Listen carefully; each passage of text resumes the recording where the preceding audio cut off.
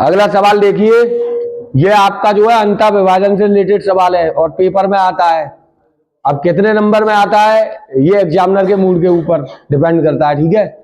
सवाल देखिए, दो बिंदुओं ए तथा बी, दो बिंदु दे रखे हैं, इनके निर्देशांक ए बिंदु के निर्देशांक है 1,3 और बी बिंदु के निर्देशांक कितने हैं -4,6 और इनको मिलाने वाले रेखाखंड को 2:1 के अनुपात में अंतः विभाजित करने वाले बिंदुओं के आपको क्या करना है, निर्देशांक ज्ञात करने हैं। तो आप इस सवाल में पहले मान लेते हैं फटाफट। इसको आप क्या मानोगे x1 y1, इसको आप मानोगे x2 y2 और ये 2:1 है, इसको आप क्या मान लोगे m1 और m2।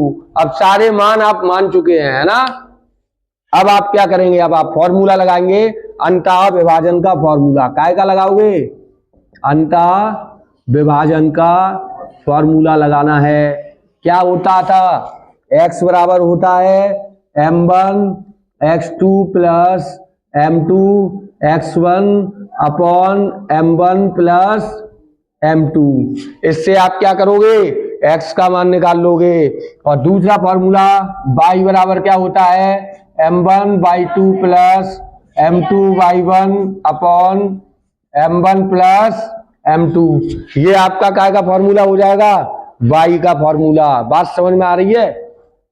अच्छा जी, अब आपको इसमें मान लगाने हैं। क्या करना है, मान लगाने हैं। तो m1 का मान कितना है 2, जहां पर कोई चिन्ह नहीं होता वहां गुणा का होता है, लगा लीजिए।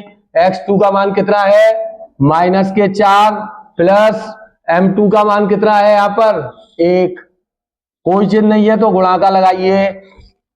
x1 का मान कितना है 1 है ना।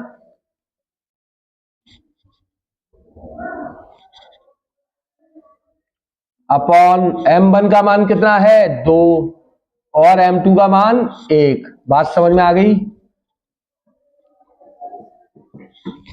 अब इधर आइए, y बराबर m1 का मान कितना है 2 गुणा y2 का मान कितना है 6 प्लस m2 का मान कितना है 1, कोई चिन्ह नहीं है गुणा का लगाइए। y1 का मान कितना है 3 अपॉन m1 का मान कितना है 2 प्लस m2 का मान कितना है 1। बात समझ में आ गई।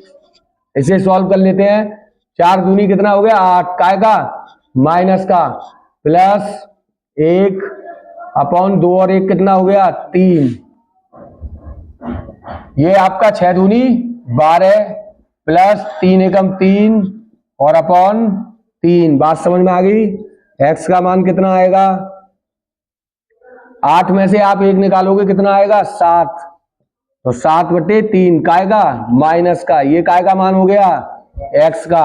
और y का मान अगर आप निकालोगे तो 12 में 3 जोड़ोगे कितना हो जाएगा 15/3, 5 15 और y का मान कितना आ गया 5।